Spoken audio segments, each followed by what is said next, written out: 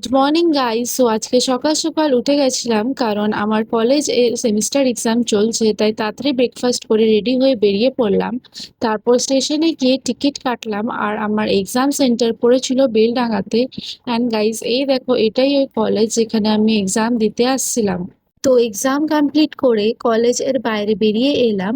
এই কলেজ থেকে railway station একদম ওয়াকিং ডিস্টেন্সে, তাই আমি আর আমার সব ফ্রেন্ডসরা মিলে হেঁটেই স্টেশনের দিকে যাচ্ছিলাম। তারপর আবার বহরমপুর ঢুকলাম। আর গাইস, আজকে যে কি পরিমাণে রোদ ছিল বলে বোঝাতে পারবো না। দেখো তো কিভাবে বাড়ির থেকে বেরিয়েছিলাম আর কি অবস্থায় বাড়ি ফিরে এলাম। বাড়ি ফিরে ফ্রেশ হয়ে লাঞ্চ করলাম আর একটু রেস্ট নিলাম। তারপর দেখতে পেলাম যে এই গরমের জন্য মুখে অনেক পিম্পলস বেরিয়ে গেছে, তাই আমার বোন আমার মুখে একনে জেল লাগিয়ে দিল।